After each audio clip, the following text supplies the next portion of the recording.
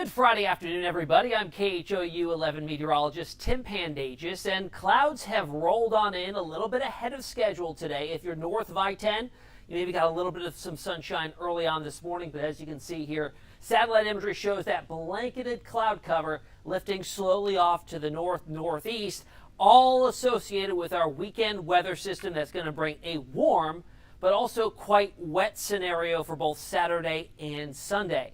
Temperatures, thanks to that cloud cover right now, have been held back significantly. A lot of areas are still in the 40s. 48 officially at Bush, over to Katy, 50 now in Sugar Land, 52 in Hobby. Now there's a big dome of high pressure right now situated to our northeast.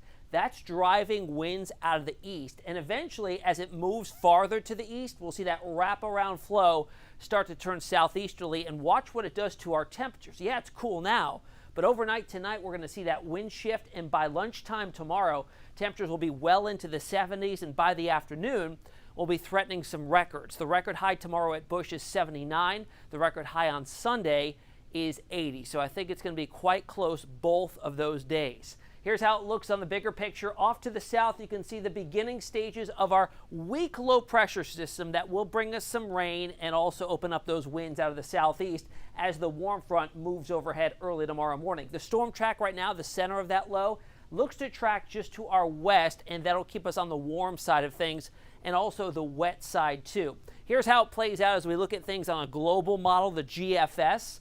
Here it is developing overnight tonight, tracking west of Houston, bringing up that warm front through the area late tonight into early tomorrow, shifting those winds, bringing that warm, moist flow off the Gulf of Mexico, and that will enhance the rainfall activity across the area. And as the warm front itself comes on through, that'll act as a trigger for the possibility of some strong to maybe even severe storms. The time frame for that looks to be tomorrow afternoon into the evening, and perhaps even overnight into Sunday morning as well, as we watch another frontal boundary, this time a cold front, arrive from the northwest, and that'll put a squeeze on the atmosphere, helping to wring it out like a sponge. So more heavy rain squalls are likely then. And then finally, once that front drops southeast of the area late Sunday afternoon into early Monday morning, we see our winds shift. Drier, cooler air surges into the area, and we have a nice start to the work week, although it will be much on the chillier side. So here's a close-up look of more hyper-local of what the models are showing in terms of rainfall and storm chances. I want to show you something interesting here, because tomorrow morning we start things off, a few isolated showers, maybe a few downpours already in the picture. But by the afternoon hours, this is the NAM model we're looking at, and this is hinting at a very feasible solution here of a band of moisture concentrated coming in off that flow, that fetch off the Gulf of Mexico, and moving over the same areas for a long duration of time right through Sunday morning. Now, it has been very, very dry. In fact, some areas are experiencing drought conditions, so that should help us absorb a lot of that rainfall. But if we get that band of heavy rainfall to set up for several hours, certainly flooding potential is there in a lot of those areas that flood quite easily. A lot of paved surfaces in the Houston metro area, as you know, so it may be overwhelmed by some of that heavy rain.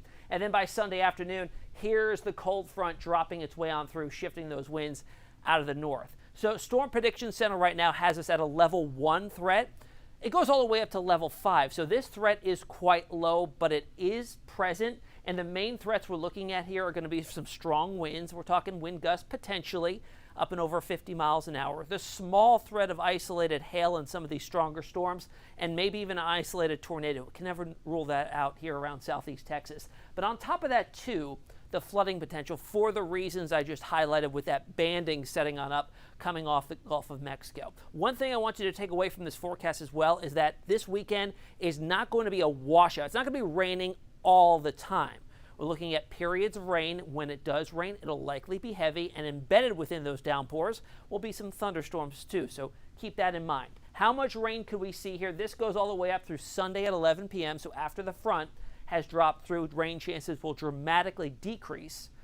Anywhere up to 3/4 of an inch to an inch. Higher totals look to be isolated along the coastline and farther off towards the east. I will tell you that some of the latest models coming in that are a little more short range and more in depth show these numbers doubled or even tripled. Again, thanks to that fetch coming in off the Gulf of Mexico. We're going to have a lot of moisture available in the atmosphere, and with those fronts around, it's going to act to squeeze it out like a sponge. So we'll have to watch those totals. But overall, here's your weekend forecast. Rain chances around 80% Saturday, 70% as we get into the day Sunday. Thunderstorms likely and expected Saturday afternoon, evening into the overnight. Even a few of them in the picture on Sunday before the front rolls through. Rain chances drop off by Sunday evening. Warm both days, threatening records. By early next week, we're back down to around 60. I'll have your full forecast on TV coming up at 4, 5, 6, and 10. We'll see you then.